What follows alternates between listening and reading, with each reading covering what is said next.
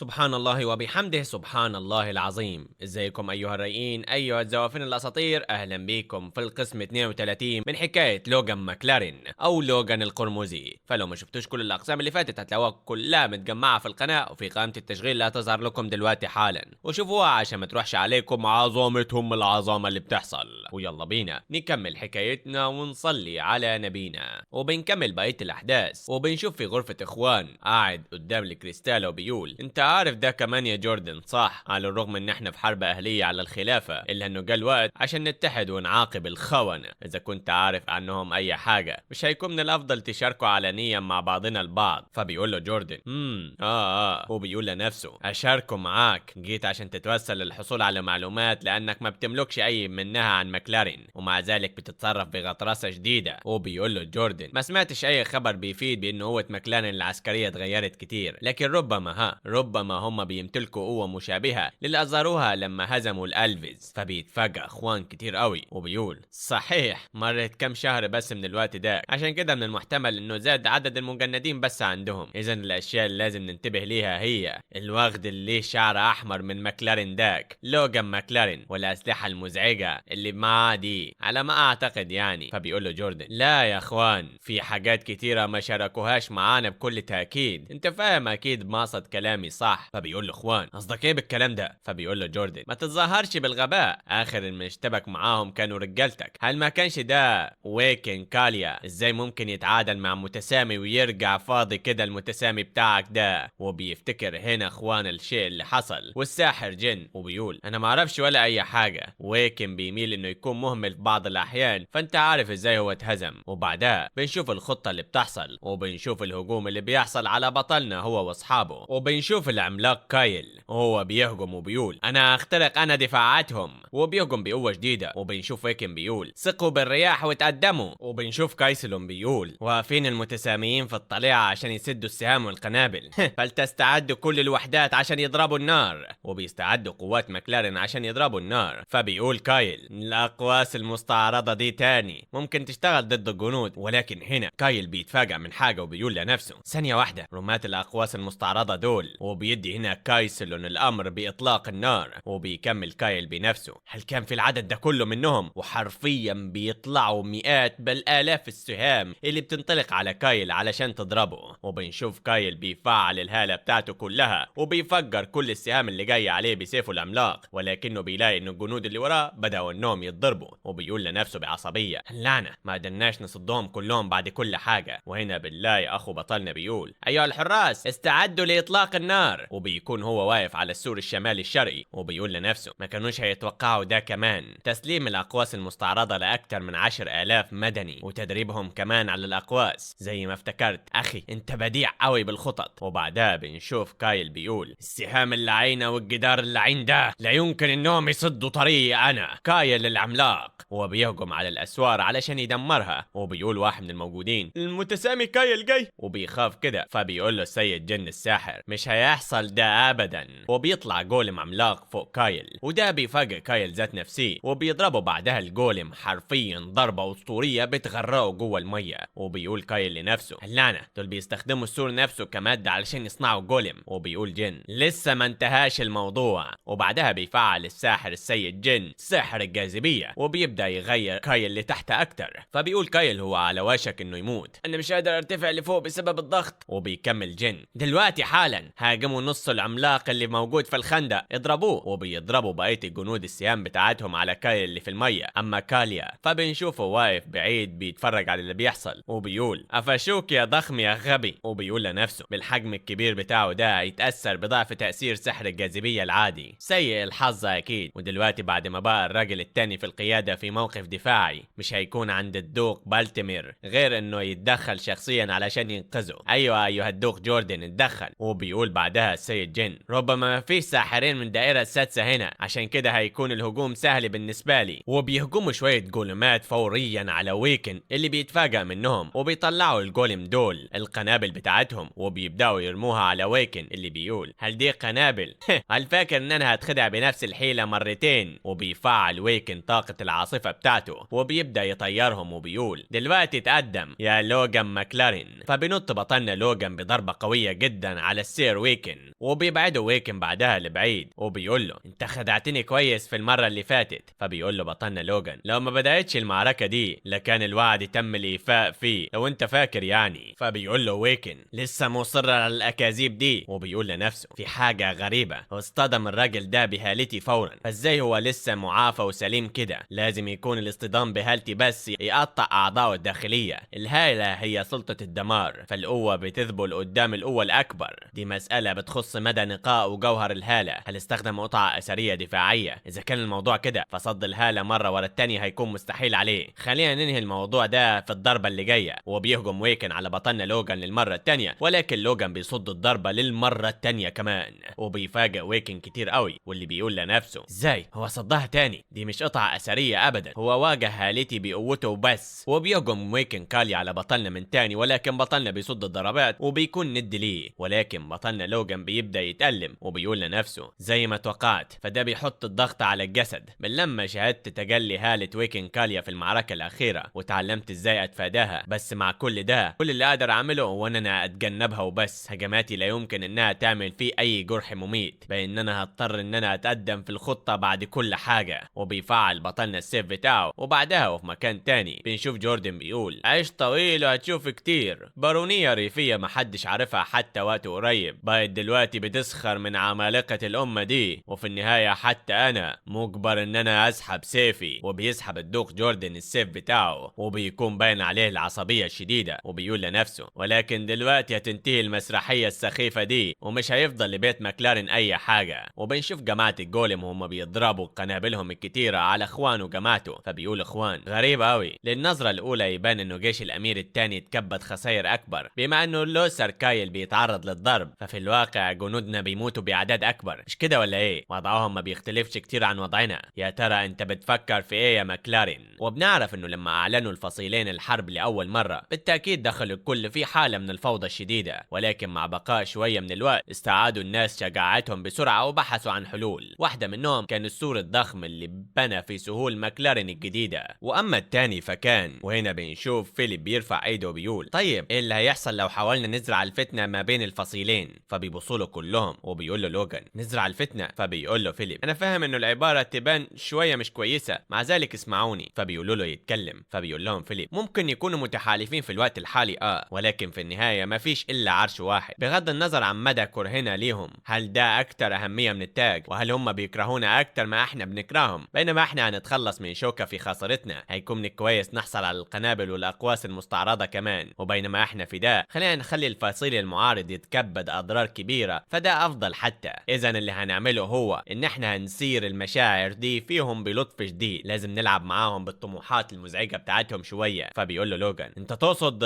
فبيقول له فيليب بالظبط يا سيدي، في الوقت الحالي خلينا نركز كل قوتنا على حد منهم بس. وبنشوف بطلنا لوجان لسه بيقاتل كاليا، وبيبان القتال ما بينهم شديد قوي. فبيقول كاليا بنفسه بغض النظر عن ازاي انا ابص للموضوع دي مش قطعة اثرية، اذا هو بيواجه هالتي بالقوة لوحدها، ده شيء لا يصدق. من المفترض تكون قوته واحشائه اتحولت لعجينة دلوقتي. وبيقول له بطلنا باين انك متوتر قوي، هل ده لان الامور مش ماشية زي ما انت عايز؟ فبيتفاجئ ويكن كاليا من بطلنا واللي بيرتفع لفوق كده وبيفعل الهالة بتاعته. فبيقول له ويكن وانت هتحقق ايه بالهجوم الضخم الغبي بتاعك ده؟ ولكن هنا بيسمع صوت من بعيد بيجي لويكن كاليا وبيقول هو ايه ده فجأة؟ ولما بيبص لبعيد بيديله بطلنا الضربة الاسطورية بتاعته وبيخبطه في الارض حرفيا. واول ما بيجوا جنود وهم بيندهوا يا قائد اتصاب القائد بهجوم، اتصاب القائد بهجوم العدو، يلا بينا. ولكن هنا بتترمي عليهم القنابل وبيتفجروا بعدها فورا، وبنلاقي انه اللي رمى القنابل دي هو بطلنا لوجان اللي بيقول ما تشتتوش انتباهكم ابدا، ويكن كاليا انت بخير زي ما افتكرت بس عامل زي فرغ غرقان كده. وبيقول لنا بعدها لوجان زي ما قال فيليب احنا لازم نحط قوتنا وقنابلنا وسهامنا على جيش الامير الاول، اذا كان عند اخوان اي حاجة لكان هيكون لاحظ في وقت اقرب انه جانبه بيخسر اكبر بكتير من خسائر الامير الثاني. ومن الواضح قوي بالتاكيد انه قوات الامير الاول تراجعت شوية، انا مش شايفهم بيقربوا حتى لو استفزناهم شوية. وبيقول لوجان بعدها للكل ما تبخلوش بالقنابل او السهام وادفعوهم لورا اكتر واكتر. ولكن في اللحظة دي بيحس بطلنا لوجان بحد بيجري على السور بتاعه في الجانب الشرقي وبيقول لعنة السور الشرقي بيتعرض للهجوم، سيف اللهب جوردن بالتيمير هل هو هيتقدم؟ وبنشوف كل الناس مترقبين الشيء اللي هيعمله جوردن. فبيقول فبيقول لوغان الى كل الاقواس المستعرضة اطلقوا دلوقتي، وبيضربوا كل الاقواس على جوردن اللي بيقول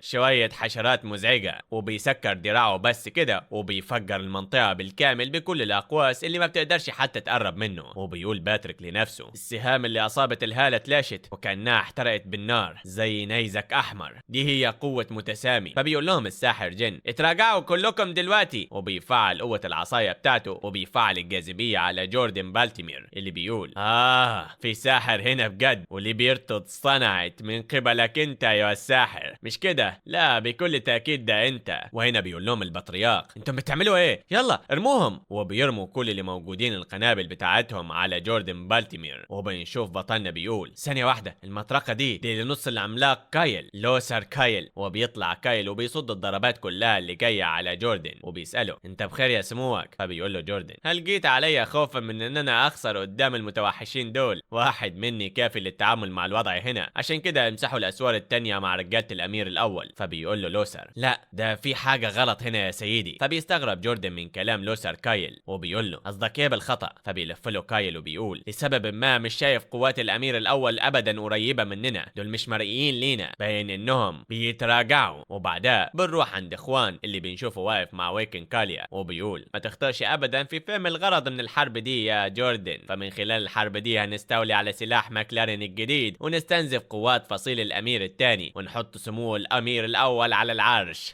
جوردن قدم نفسه علشان يتلقى وابل السهام عوضا عني، عشان كده خلينا ما نضيعش الفرصة دي. وبنشوف جوردن متعصب لاقصى حد من العصبية والسهام والحاجات كلها. وبينط بعدها كايل على السور، فبيهجموا عليه كل الجنود عشان يصدوه من على السور. وفي الثانية دي بيلاقي جوردن عالم حالة الطوارئ بدأ يرتفع، وبيقول بعدها بنفسه اخوان ثعلب ده ما كانش هيقترح تحالف ابدا بدون اي نوع من الخداع، كنت عارف انه ده هو اللي هيحصل، لكن انك تجرؤ تستخدمني كدرع بشري ليك. وبيضرب بعدها جوردن ضربة في الارض فبيبدأ يحطم كل السور. وبيقول الساحر جن لازم القي تعويذة الجاذبية تاني. وهنا بيقرب له كايل وبيقول له اخيرا شفت وشك يا سيادة الساحر. وبيهجم على الساحر جن، ولكن قبل ما توصل الضربة بتتصدى من حاجة. وبيقول بعدها كايل بنفسه انا مش عايز اعترف بده، ولكن لوغان ماكلارين خصم صعب، بس اكتر حاجة بتزعجني منه هو انه سمو الامير رومان ورا، فلو طال قتالي ضد ماكلارين انا متأكد انه اخوان هيستهدف سموه فورا. وبيقول بعدها جوردن اللعنة لوسر احنا هننسحب فورا. وبيدوا كلهم من قوات الامر بانسحاب. فبيقول له لوغان هل فاكر ان انا هخليك تعمل كده؟ لكل القوات تستهدفوا الخارقين دول. وبنشوف انه كل القوات بتاعت ماكلارين بتضرب كل الضربات بتاعتها في الاقواس في الليبرتو في كل حاجة. فبيقول جوردن دي محاولة يائسة عديمة الفايدة منك يا لوغان ماكلارين. وبيتقدم هنا واحد منهم وبيرفع علم احمر وبتتصدى الضربات دي كلها من العلم الاحمر. وبعدها بنشوف كايل بيصد الضربة اللي فيها هالة ذهبية عميقة. فبيستغرب جوردن وبيقول ايه ده؟ ايه اللي انت بتعمله هنا؟ وفين سيف العاصفة ويكن كاليا؟ فبيقول له بطلنا كنت بتساءل عن نفس الشيء ولكنه هرب فجأة بدون ما يبص وراه، ربما حصل له حاجة. فبيلاحظ جوردن الموضوع وبيقول ارجع انت الاول يا لوسر. فبيقول له لوسر امرك يا سيدي. وهنا بيقول الساحر جن بقت كل الحاجات اللي بنرميها عديمة الفايدة، المتفجرات ملهاش اي فايدة قدام الهالة الشبيهة باللهب دي. فبيقول له بطلنا اتوقعت ده كمان، لكني ما ظنتش انه هيكون للدرجة دي كما هو متوقع من سيف اللهب المشتعل الخاص بيه. فبيقول له بعدها جوردن خليني اسالك السؤال الوحيد ده قبل ما امشي يا لوغان ماكلارين، لما واجهت كاليا هل استخدمت سحر الدائرة السادسة؟ فبيتفاجأ بطلنا وبيبص للساحر جن وبيقول هل بتسألني ده بجد؟ لانك مش عارف هل ما قالكش دوغلاس ابدا حتى اي شيء؟ فبتتفجر حاجة من ورا جوردن وبيقول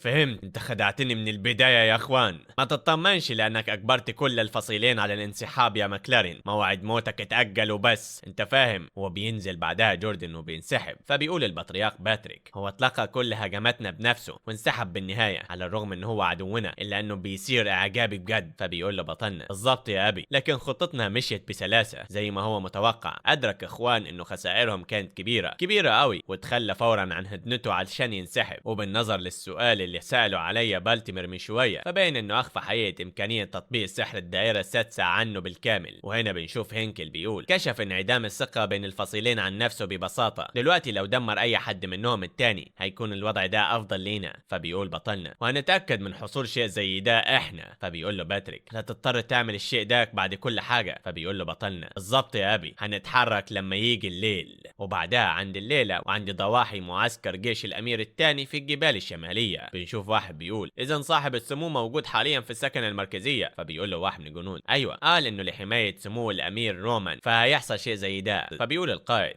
أعتقد إنه هيكون الآن بما إنه الأمير الأول طعنا في الظهر بعد كل حاجة، وبنعرف إنه ده كنت في جيش الأمير الثاني. وبيقول كنت خدعونا من البداية، تشكيلة الهدنة السخيفة دي كانت خطأ من بدايتها. فبيقول له الجندي إحنا في حالة حرب، من فضلك ما تشربش كده أيها الكنت. ولكن الكنت بيضربه بالكوباية وبيقول له اخرس، ما تجرؤش إنك تأمرني. اللي عليكم تعملوه أيها الفرسان هو حراسة الضواحي بشكل كويس حتى ما نتهاجمش من قبل أعدائنا. ولكن هنا بيقع الحارس أو الفارس اللي قدامه. فبيتفاجأ الكنت وبيقول ثانية، هو ايه المشكلة؟ ايه اللي حصل؟ انا ما رميتهاش على دماغه بقوة. لا، اي نوع من الفرسان هينهار بعد ما يتصب ده. هل في حد تاني؟ اسمعوني. ولما بيطلع الكنت لبرا بيلاقي انه ما فيش حد بيجاوب عليه. ولما بيبص قدامه بيلاقي كل الجنود واقعين على الارض مغمى عليهم او ميتين تقريبا. وبيقول لنفسه عملية اغتيال، دول كلهم فرسان من رتبة عالية، بس مين ممكن يقدر؟ ولكن هنا بيظهر شخص من ورا الكنت وبيطير دماغه لبعيد. وبيقول بيشرب على الرغم انه مكلف بحراسة الحدود بدون ادنى ذرة من الصحيان. وبيكون ده بطلنا لوغان، هو متخفي بشعره الاسود بدل الاحمر. وبعدها بنشوف الامير رومان بيقول تم الهجوم على ضواحي السكنات ازاي؟ فبيقول لك جندي ايوه، اتقتل الكونت تشيرنو وخمسة فرسان من رتبة عالية. فبيقول الامير رومان فرسان من رتبة عالية؟ ايه اللي بيحصل بالله عليك ايها الدوق؟ احكي لي. فبيقول له جوردن هل ما كانش في اي شهود يا راجل؟ فبيقول له الفارس طيب بيقولوا انه الجاني هرب بسرعة لا تصدق، كما لو انه متشال بواسطة رياح. فبيقول جوردن رياح فوق ده القدرة على القضاء بسرعة على 5 فرسان من رتبة عالية. فبيقول له رومان هل عندك اي فكرة عن مين بيكون ده يا جوردن؟ فبيقول له جوردن ايوه، عندي 2 في بالي في الوقت الحالي. وبيكون بيفكر بويكن كاليا وبيبطلنا لوغان ماكلارين وبيفتكر الخباثة بتاعت دوغلاس. وبيقول لا، عندي واحد بس في بالي، لا شك انه هو سيف العاصفة ويكن كاليا. فبيقول له رومان الخارق داك. فبيقول له جوردن ما فيش داعي للخوف، استدعوا الفرسان المتقدمين دلوقتي، اتأكد من انهم يتمتعوا بسرعة كبيرة في حركتهم. فبيقول له الامير الاول رومان يا دوق هل بتقصد؟ فبيقول له جوردن لو ما ردناش الهجوم ده عليهم هتتأثر معنويات رجالنا ايها الامير، وهتتأثر سمعتك انت كمان. فبيقول له الامير طبعا وفوق ده هم اخفوا وجود ساحر متقدم من خطوط الاعداء، احنا لازم نرد لهم دين خداعهم لينا يا دوق، انت علمهم درس زي ما انت عايز. فبيقول له جوردن ايوه زي ما بتؤمر يا امير. وبعدها بنشوف المخطط العسكري واقف بره بيسمع الكلام ده وبيقول لنفسه في حاجة مش صحيحة تماما في كيفية مشيان المواضيع دي، في حد كأنه بيلعب بينا. وبعدها وعند الجدار الغربي لحصن ايجيس بنشوف بطلنا بيوصل وهو متخفي وبيقول ده لازم يكون كافي عشان اتخلص من اي مطاردين. وهنا بيجي له صوت بيقول عملت شغل كويس. وبيلاقي خطيبته إيلينا قدامه فبيقول لها مفيش مطاردين معايا، ممكن تتكلمي براحة زي المعتاد. فبتقول له هي صحيح كنت خايفة انه يتم كشفنا. فبيقول لها لوغان بس انت صحيتي بدري قوي، لسه الشمس ما طلعتش. فبيقول له واحد من الحراس الموضوع مش انها صحيت بدري، هي فضلت صحيانة طوال الليل. فبتضربه إيلينا على رجله وبتقول له صحيت بدري النهارده دي كل حاجة، الاهم ازاي مشيت العملية بتاعتك. فبيقول لها لوغان ما كانش في اي مشاكل بالهجوم نفسه، اذا ادى ده لتعميق الخلاف بين العدو ولو انهار تحالفهم تماما هيكون ده افضل نتيجة عندنا. فبتقول له إيلينا ايوه على الرغم ان انا اشك في انه هيكون بالسهولة دي، انا اسفة كنت متشائمة قوي شوية هنا. فبيقول لها لوغان لا مفيش مشاكل، لا يمكن نكون متفائلين قوي دلوقتي في الوقت الحالي، خلينا نراقب تحركاتهم. وبعدها عند سهول ماكلارين الجنوبية السكنات المركزية لجيش الامير الاول رومان بنشوف اخوانه قاعد بيقول مر يومين من الانسحاب الاخير لكن. وبيقول كاليا هل ما جاش الوقت عشان نتحرك تاني؟ فبيقول له اخوان لسه، قوات الامير التاني بترفض انها تتكلم معانا. فبيقول له كاليا هل ممكن تكون شائعت بانه سكناتهم اتعرضت لهجوم الليله امبارحه؟ صح. فبيقول الامير الاول اتخلوا عن الحرب بسبب شيء زي ده، اغبياء مثيرين للشفقه، وافضل ان انا اضربهم دلوقتي وابقى الملك. فبيكون اخوانه وكاليا متشائمين قوي من الامير. وفجاه بيجي شخص وبيقول هجوم يا سيدي، تعرضت ضواحي سكناتنا للهجوم. فبيقول الامير غار علينا دلوقتي. وبيسال اخوان ايه هي الخسائر؟ فبيرد الفارس الكنت اللي قاد الدفاعات الخارجيه و5 فرسان كبار اتقتلوا. فبيقول كاليا يا صاحب السعاده ده. فبيتعصب اخوان وبيفعل طاقته وبيقول فهمت جوردن يا غبي، ويكن هتتحرك معايا لما يجي الفكر، لو واستمروا في رفض التواصل هنروح لهناك بنفسنا ونحسم الموضوع تماما. وبعدها ولما بيطلع الفجر بنشوف جوردن معاه كايل وهو بيقول انك تيجي لهنا شخصيا شيء حلو، لابد انه السيد اخوان فاد ميت وشه صح. وبيكون اخوان جاي هو وكاليا وبيكمل جوردن انت وقح قوي يا اخوان مش كده؟ فبيرد اخوان باين انه قناة اتصالك مش بتستجيب عشان كده جيت اصلحها لك زي ما لازم، مش رفض التكلم والعبوس كده لمجرد انك متعصب شيء طفولي شوية يا جوردن. فبيتعصب جوردن وبيقول له ازاي تجرؤ تقول شيء زي ده خوفا من انه تثبت صحة المواضيع، انت خنتنا وهربت. وبيفعل جوردن قوته وبينطلق بسيفه وبيفجر المنطقة بالكامل بضربة عملاقة، ولكن بنشوف انه السيف بدأ يهتز وبيقول اتنحى على جنبي يا كاليا لو ما كنتش عايز تموت. فبيبدأ كاليا انه ينزف دم من بقه كتير وبيقول له اخوان حط سيفك على جنبي يا جوردن اذا كنت مش عايز انه تفقد تابع قيم ليك. وبيكون اخوان مجمد حرفيا العملاق كايل في مكانه بالتلج، والاتنين بيبصوا لبعض بنظرات عصبية شديدة. وهنا بيكونوا على وشك يكملوا قتال، بس بيجي شخص وبيقول الكل اهدوا ده مش الوقت المناسب عشان نتقاتل فيما بيننا. وبيطلع ده المخطط لوسين اللي بيقول له جوردن لوسين انت ليه جيت ورانا لحد هنا؟ فبيقول لوسين ما بداش الموضوع عادي بالنسبة ليا وباين انه الجاية لهنا كان القرار الصح. فبيقول له اخوان لو ما كانش الموضوع عادي فايه اللي هنقدر نعمله حوالينه؟ هل هتنضم ليهم وتضربنا احنا؟ فبيقول له لوسين اكيد لا، انا عايز بس تبصوا للموقف ده بهدوء. فبيقول له جوردن هدوء هدوء ايه؟ انت بتحاول تقول ايه يا لوسين؟ اتكلم. فبيقول له لوسين افتكروا ليه احنا شكلنا التحالف المؤقت ده؟ لوجان ماكلارين مش كل ده بسببه هو. فبيصرخ كايل هنا وبيكمل لوسين حول قصر ريفي صغير لقوة بتضاهي بيت كون، رجل بالمهارة دي مدعوم بقوة السيف جمع قوة محايدة وخطط للتمرد، عشان كده لازم نقطعه قبل ما ينمو اكتر وكان ده هو الهدف الاصلي لينا. فبيقول له جوردن مع ذلك لا يمكن اوثق بالناس دول تاني، وبيكون قصده على اخوان. فبيقول لوسين الخيانة والغارات كل ده جزء من اثارة الخلاف جوه التحالف، ده هو مخطط ماكلارين. فبيدرك جوردن الموضوع ده وبيكمل لوسين هو اتلاعب بالناس اكتر من مرة بكل تأكيد، ما عندناش نية ان احنا نعمل حرب، والكلمات التانية اللي كان بيقولها ليكم ده حقير ولا يمكن الاستهانة بيه. ارجوكم فكروا بالموضوع ده بهدوء شديد، العدو اللي لازم نهزمه الاول هو ماكلارين. وفي اليوم اللي بعديه بنشوف صوت بوق وبنسمع شخص بيقول في جيش كبير جدا في الشرق جاي علينا، وبيلاحظ بطلنا لوجان اللي بيحصل وبيقول فالتيمير واخوان جايين مع بعض، هل بيحاولوا يظهروا انه تحالفهم ما بيتهزش ابدا؟ فبيقول له باتريك اذا هل العملية فاشلة؟ فبيرد بطلنا لا اكيد، ويكن كاليا ولوسر كايل في حالة سيئة قوي، عندهم اصابات خطيرة، اصاباتهم الداخلية تبان خطيرة بشكل خاص كمان. فبيقول هينكل اذا كان عند الخارقين اللي بتوعهم اصابات داخلية بالحجم ده فهل اشتبكوا الفصيلين بجد بعد كل حاجة؟ فبيقول لوجان ايوه وبدون ادنى شك، وبيقول لنفسه ازاي اشتبكوا بالسوء ده ومع ذلك قدروا انهم يتصالحوا بعد كده؟ شيء محير، بس ده بيخلي الموضوع يستحق ان احنا نحاول. وهنا بيقول بطلنا ابي سيد هينكل هل ممكن تصمدوا قدام شخص خارق واحد؟ فبيقول له هينكل نصمد قصدك ايه يا سيدي؟ وبيقول باتريك لوجان انت مش ناوي انه؟ فبيقول بطلنا في الحصن ده لو كسبتم لينا الوقت بكل قوتكم انا في الثانية دي هدمر الاميرين الاثنين واسلبهم حياتهم. فيا ترى ايه اللي هيعمله بطلنا لوجان بعد كده؟ وهل هيقدر يقلب الموازين بعد ما اجتمعوا عليه الفصيلين للمرة الثانية؟ كل ده واكتر من احداث اسطوريه هنعرفها في الاقسام اللي جايه من حكايه لوجان ماكلارين او زي ما بنقول له لوجان القرمزي. فلو وصلتم للنهايه دي من الفيديو اكتبوا لنا في التعليقات الكلمه السريه الطائر الذهبي، وبس ما تنسوناش من اللايكات الاشتراكات، ما تنسوش تصلوا على النبي الكريم تذكروا الله. اشوفكم ساعتها بخير ان شاء الله. شكرا على المشاهده والسلام.